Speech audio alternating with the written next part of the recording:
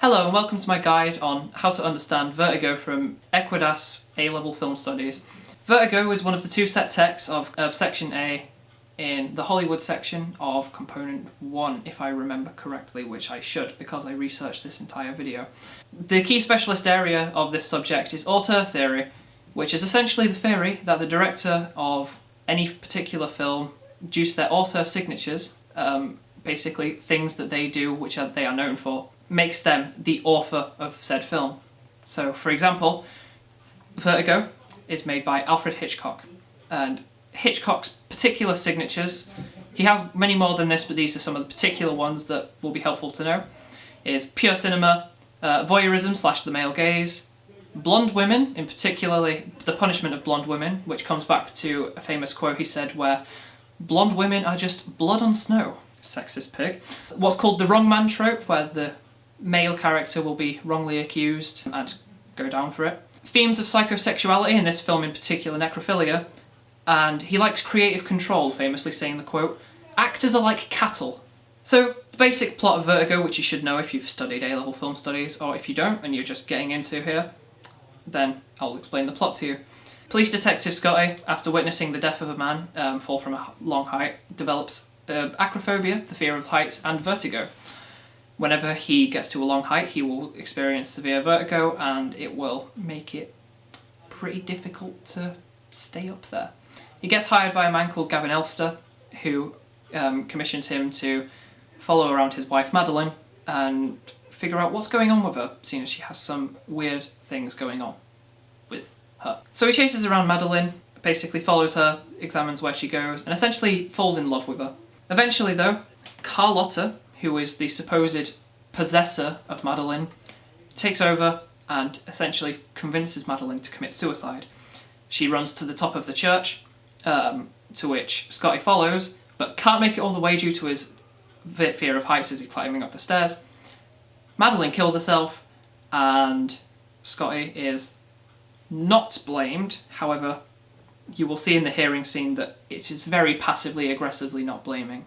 Anyway, later on, Scotty is overrun with the tragedy and trauma of witnessing the person he loved dying, which sends him into a state of shock for about a year's time, and when he comes out of it, he's a very broken man, until he sees a woman walking down the street by the name of Judy. He essentially follows this woman back to a house and pressures her into going into dates with him, to which she complies, because it is revealed in a scene that Judy is the actual Madeline. You see, Judy was an actor hired by Gavin Elster as a cover-up to kill the actual Gavin Elster's wife, Madeline. She dressed up as Madeline and essentially pretended to be her to entice Scotty into following her around. And at the top of the bell tower, Madeline hid while the real Gavin Elster threw the real Madeline off of the building and killed her. This was a cover-up to steal the family fortune, and everything said was a complete lie. However, Scotty doesn't know this, and Scotty sees this woman who looks suspiciously like Madeline, because she is, and essentially pressures her and constantly manipulates her into becoming Madeline, the person that he loves. Eventually, when he figures out that she is the person pretending to be Madeline, a fight breaks out at the same church that they was at originally, and they begin to argue a lot. They get to the very top of the tower, make up, but just at that moment, a church nun walks up to the top and scares the life out of Judy, so Judy falls off the building and dies. I don't like the ending of Vertigo. To put it bluntly, I think it's awful, but that's my opinion aside. I proper love this fancy little mouse. I can just scroll through my notes. So where does auteur theory apply to this film? For one, we have pure cinema, which is essentially the idea that cinema should go back to sort of silent cinema days, or it's a type of cinema in which silent cinema is used. So by this, everything is shown visually, basically no dialogue, absolutely none at all, and all the information in the scene is conveyed visually. This is shown in the entire chase scene where Scotty is slowly following Madeline around and just examining where she goes and looking at her. There is no dialogue spoken in this entire scene. Voyeurism / male gaze, again, this whole chase scene, he's following around this woman that he's in love with for his own benefit, essentially. Blonde women, Madeline is full-on blonde woman, and she is punished because she dies, technically twice. The wrong man. Scotty is basically framed as being incompetent and the reason that Madeline dies, when in reality, the world has conspired against him. Bless poor Scotty. Psychosexuality, and in particularly in this film, necrophilia is studied. Necrophilia, obviously, the love for dead people. And in this film, it's shown when Scotty essentially tries to bring a woman and turn her into a dead woman for his own sexual benefit. It's the dead woman that he loves, obviously. And the creative control. This more looks at the behind the scenes of the film. You see, Hitchcock really likes a lot of creative control in his films. Which is obviously where the quote, "actors are like cattle," comes from. So, what does this mean in the terms of Vertigo? We can look at a particular scene, which is the letter writing scene, which has been known by many to be awful. It basically just gives away the plot twist and kind of doesn't fit with the rest of the film. Which, this is kind of an argument against Hitchcock's creative control, potentially, as even though he didn't want this scene in the film, he was sort of pressured by the studio system at the time to keep it included. And that would be a really good branch to talk about the context of the film. In the 1920s to 1960s, what's known as the studio system was established. This is essentially a method of production, distribution and exhibition dominated by a small number of studios from the 1920s to 1960s, also known as the Golden Age of cinema. Essentially, the studio is responsible for every single aspect of the film, whether that be producing it, funding it, distributing it, and even having particularly owned cinema chains to show the films at. And stars were contracted to the particular studio that they was hired on. Vertigo is created by Paramount Studios. Another interesting factor of the studio system at this time was what's called the Hays Code. Essentially, there is reasons for this, which I'll get more into when it comes to silent cinema, but essentially there has been a lot of scandals in the film industry around the 1930s, and Hollywood's solution to this was to enforce a strict set of rules for the do's, don'ts, and be carefuls. I wish I was making this up. Which came as essential guidelines to what you can and can't do in films in order to help the film industry not be filled with scandals. I've shortened the list down because it's a very comprehensive list, down to some of the more interesting ones or ones that you could end up talking about in your exam. In the don'ts we have profanity or blasphemy, so no curse words, no disrespecting God. You can tell what time period this came from. Suggestive or full nudity, pretty obvious. Illegal drug trafficking. I always get this word wrong. Miscegenation, spelt like this. Essentially, black and white couples having a mixed race offspring, or essentially mixed couples. Times have changed a lot. White slavery. This is an interesting one. Doesn't feature in Vertigo, I just found it interesting. You're not allowed to show child sex organs, obviously, or childbirth, again, obviously. They're some of the most interesting ones. The ones you could probably apply to Vertigo most would be suggestive and full nudity. Now we get into the be carefuls, which I've shortened down to arson, firearms, international relations, theft, brutality, and techniques of murder, which are all pretty basic ones, but interesting that they're only in the be carefuls. So as mentioned earlier, the key specialist area of Section A, Component 1 is auteur theory. And many of the questions in this section may contain an argument whether you argue for or against auteur theory and whether the creator of the film can be considered an auteur. And as listed earlier, there is reasons that Hitchcock can be labelled an auteur. His use of pure cinema, his use of blonde women being punished, that's another common one. The wrong man, psychosexuality, things like that, that typically can point towards him being an auteur. However, what I've just mentioned with the studio system and Hays Code restrictions can be an argument against him being an auteur. For example, studio system means that studios, due to the fact that they're funding it, are basically able to put in regulations and they're able to have a say in how the film is produced and key influential decisions. For example, the letter writing scene, which Hitchcock originally didn't want in the film, however, unfortunately, had to put it in, which, admittedly, the scene sucks. Gotta be completely honest. Another thing is the Hays Code restriction, which in my notes I've just put as the Hay Code. So, what's interesting about Vertigo is that Hitchcock actually breaks quite a few of the don'ts of the Hays Code. And this might have something to do with the fact that at this time the Hays Code was kind of on its way out. And Hitchcock has made a bit of a name for himself as not really adhering to the Hays Code very much and not doing a good job at sticking to it. For example, in this film, when Scotty rescues Madeline from drowning in the river, he brings her back to his apartment and she's completely nude. Not visually, all that's shown is around the top shoulders and kind of suggestive nudity, which is strictly against the Hays Code. However, he manages to sneak it through and it's still able to be in the film. So this could be an argument for him being an auteur, having a lot of creative control and basically being the one to influence all of the key decisions.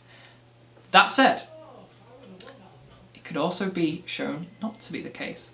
If you look at some of his later works after the Hays Code was fully abolished, for example, Frenzy. This is a film written after the Hays Code, and within the first 5 minutes of the film, you see a completely butt-naked woman floating in the river, which this could be a potential implication of how Hitchcock's films could be if he wasn't restricted by the Hays Code, as he doesn't have to be too subtle with his approach to breaking Hays Code rules and doing what he wants, and he could be full blown out exactly how he wants to be, which is what he did in Frenzy.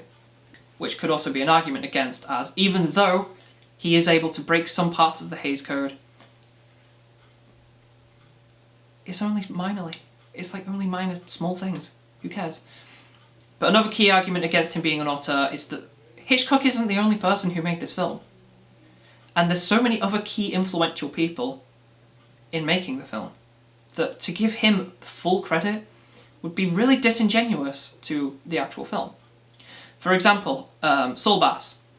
Saul Bass is the graphic designer of the film, and he is responsible for creating the title sequence and dream sequence of the film. Two highly interesting scenes, as they have a lot of imagery, such as the circles, which can go back to a mise-en-beam narrative, or cyclical narrative, which is what the film tends to want to portray, and just for creating a lot of interesting visual effects, which set up a lot of the themes of the film. But another arguably more influential person for this film is Robert Burks, who is the cinematographer of the film. Now, a bit of a misconception is that Hitchcock created the dolly zoom. Hitchcock did not. Robert Burks did. Well, I mean, technically, Robert Burks popularised it and actually used it for the first time properly in this film because he's the cinematographer. It was created by somebody before this, however, only in a conceptual use. This was the first time it was used properly. So, for all intensive purposes, Robert Burks created the dolly zoom. But people typically give Hitchcock the credit because it appeared first in this film, a Hitchcock film. And the dolly zoom is massively important for this film. It's a clever technique of showing, visually, Scotty's fear of heights. Because as he looks down, you see the dolly zoom, which shows everything getting further away, and it creates a really creepy effect of things getting further away and more scary, which highlights in a visual way his acrophobia. So, needless to say, there are key reasons for and against him being an auteur, and in your exam you would be expected to argue this out. The way I'd approach it is argue why he might be an auteur, such as his key signatures and things like this. However, I'd then argue against it due to the studio system and studio restrictions from Paramount, and then also that there is other important people like Robert Burks or Saul Bass. Overall, my main conclusion I get from this film is that he's not an auteur because there are so many other influential people. But another important thing to note is that you would be expected to compare Vertigo to the other film of the course, which for us would be Apocalypse Now, and compare how they both conform to auteur theory or not. In very particular questions, this isn't all the questions, however, this is the key specialist area, so it's important to study. Okay, so let's get into the key themes of the film. One of the key themes is the theme of masculinity versus femininity, or the binary opposition of masculinity and femininity. See, Scotty is a man feminised, and that femininity is shown to make him weaker throughout the film. In the very first Midge's apartment scene, Scotty is shown to be sort of restricted and put into a feminine role. He has to wear a brace to help with his injury, which, you know, very interesting. Because it's like a bra. Essentially feminising him, which he hates, put bluntly. Scotty seems to be burdened by being shoved in a feminine role and given feminine traits. Stereotypical feminine traits include being a lot weaker. These are the stereotypical traits portrayed by Vertigo, I should add. Being submissive to the husbands, and essentially just kind of not having very much power, which is a problem in Hitchcock's eyes, which is why he presents this typical protagonist having feminine traits as a negative thing. So, Scotty, burdened with feminine traits but wanting to strive to be masculine in this apartment scene, is with Midge, who symbolises a more modern woman. She's more independent, has more power over her life, and she demonstrates being more open than typical women at the time were stereotypically perceived as she's seen, you know, painting women's underwear as part of her job. An important thing to know about Scotty is that he doesn't like these feminine traits, because this reflects Hitchcock's rather sexist views of the time. But essentially, these feminine traits are presented as negative and something that he doesn't want, as he's constantly complaining about having to wear the brace, the symbol of femininity. Midge, on the other hand, a more independent woman, and she demonstrates stereotypically masculine traits, such as having power over her own life. You wouldn't think that would have to be a stereotype for males, but welcome to the past. And she's a typically, you know, more independent woman, and that kind of puts Scotty off a bit, which is why they are ex-fiancés and used to be in a relationship before it was cut off. That said, in the very next scene, Scotty goes and meets Elster, who is completely defined by his masculinity and power. He basically uses his stereotypically masculine power to get Scotty to do his complete dirty work for him without him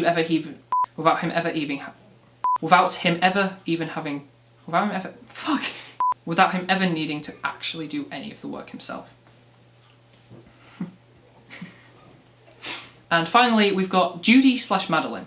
Now, the character of Madeline is the complete opposite. She's completely defined by old school femininity, and she fits the complete stereotype of the gender. In this sense, she is monitored by her husband constantly. She's basically being monitored by other men. She goes towards clothes stores. She's a lot weaker, needs to be taken care of by the masculine figure, and stuff like this, which is exactly what Scotty wants. He wants to find a woman who will submit to him in that sort of sense. That said, Judy, the person who actually plays Madeline, is however more assertive than Madeline because she's the real person, and possibly edging more towards Midge as a character, where she's more independent, she has more authority and power, lives alone, which is something uncommon for a very domestic, stereotypical lifestyle, and completely originally rejects Scotty until still being in love with Scotty and falling back into his manipulation. So one of the key messages got from all of this is that Scotty is a man that has been feminised against his will, and that femininity causes him to get completely tricked by Elster, and it makes him weak as a character, which leads him to making all of these mistakes and actions because of his femininity, which is one of the messages that I believe that Hitchcock is trying to convey. Another key theme of the film is death/necrophilia. Scotty is chasing after a dead woman the entire film. So the reason for Scotty pursuing Madeline is that Elster has told Scotty that the ghost of Carlotta, which is one of Madeline's ancestors, has essentially possessed Madeline, which means the entire first half of the film is Scotty physically chasing after a woman which is supposed to be dead, which links to necrophilia because he's chasing after a dead woman and falls in love with this supposed dead woman. And later on, after this woman does die, the woman that he loves, Madeline, dies, he finds Judy, and without even knowing that Judy is Madeline, attempts and succeeds in turning her back into Madeline. So he takes her out to get a particular dress that looks exactly like Madeline's, forces her to cut her hair and dye it blonde, and put it in a very particular hairstyle. In the scene where she emerges from the bathroom after putting in her pins to look like Madeline, apologies for that, my camera just completely decided to cut and stop recording.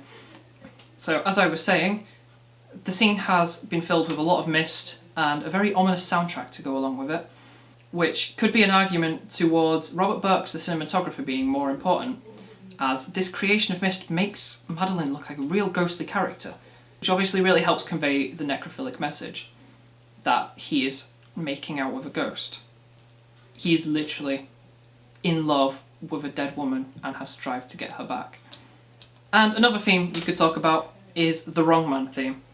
So in this film, Elster picks out Scotty in order to be the one to use this plan to kill his wife, and essentially frame him for being incompetent and the reason that Madeline dies.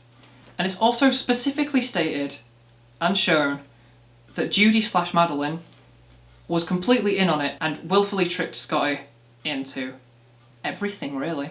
And this is particularly shown in the famous letter writing scene where Judy writes a letter to Scotty, going to leave it, explaining everything and explaining how she maliciously went out of her way to do it and to essentially go with the plot and fell in love with Scotty. And this is particularly placed in the film in order to sort of negate Scotty's actions which come later. As no longer it's Scotty going off of the rails and becoming an unlikable protagonist as he manipulates this woman into being somebody she's not. It is now connoted to be her fault because she willingly put him in this traumatic position, which is something Hitchcock does a lot in order to shift the blame off of the male characters and to put it more towards the female characters. Which this is again shown in the hearing scene. After Madeline's death, they have a hearing to figure out what happens, and in the most passive-aggressive sense possible, even though it's not technically his fault, which they say, they still heavily blame him for it. And I think one of the final important things to talk about in regards to Vertigo is the aesthetic of the film.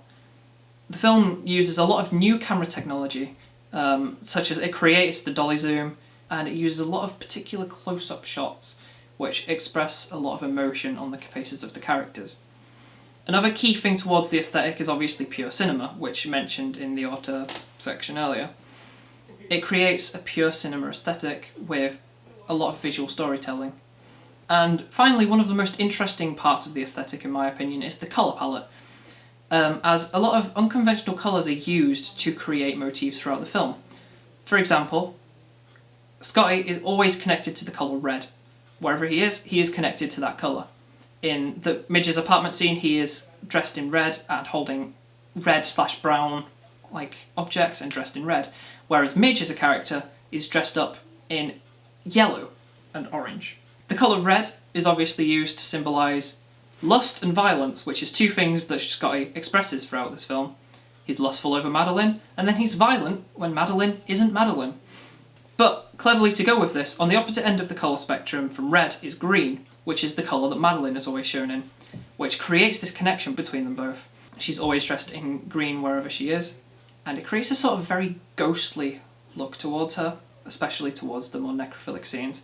These two colours are very unconventional colour motifs to put together, and potentially reflects the sort of unconventional way of which they fall in love, or the fact that they both either are, in the case of Madeline, or are striving for, in the case of Scotty, for a very sort of unusual, to a modern audience, a very unusual relationship in the sense of being a complete domestic relationship again, which is something that Scotty strives for.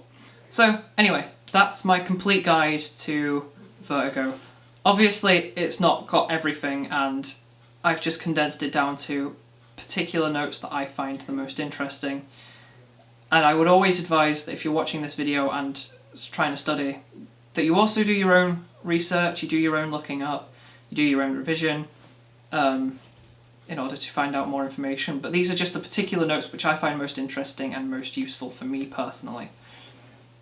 Going over a lot of particular themes, messages, aesthetics, context, and auteur theory, in order for me to have a basic comprehension of things that I could write about in the exam.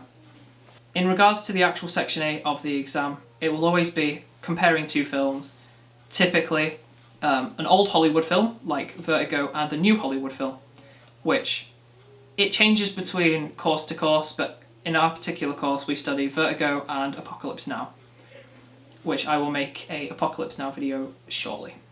And everything in Section A will always focus on the specialist area of auteur theory. And finally, important thing to note is that whenever you're doing an exam question for Section A of Component 1, which is obviously this section, Hollywood, you will always be asked to compare the two texts. So, for example, when it comes to Vertigo, they might ask a question, obviously more encoded, because thanks Equdas, but something along the lines of, how much could your set text be considered auteur text? To which I might respond, when it comes to mine, that Vertigo isn't really an auteur text because it's grounded by studio systems and the Hays Code restrictions, plus the use of other important people, despite it being a very Hitchcockian film. However, just looking at his later works, you can see what he can do when he has more creative freedom. That said, Apocalypse Now, created a couple of years later, after the Hays Code and studio system was abolished, it's entirely self-funded, meaning that they have no studio restrictions, they have no restrictions in general, and Coppola was able to do exactly what he wanted. However, outside factors such as incompetent actors, unpredictable weather, the main actor having a straight-up heart attack throughout the entire middle of the film due to the stress of how awful it was, basically kind of also restricts it from being an auteur film. However, one is more auteur than the other. That could be a good argument. Anyway, enough of that. That was my complete guide towards Vertigo as a set text for A-level Equdas film studies. I will hope to try and make a video for Apocalypse Now soon. Hopefully. I have a lot going on. So anyway, if you for some reason watched this whole video, thank you, I guess. I'm trying to do these types of revision videos in order so I can teach someone else and that helps me revise. And on the off chance that somebody else wants to see them, they can also revise. And I hope it was easy to understand. Whereas I don't think it was. I hope it was. Anyway, thanks for watching. Bye. I guess. Also say hi to Fido. He deserves your love.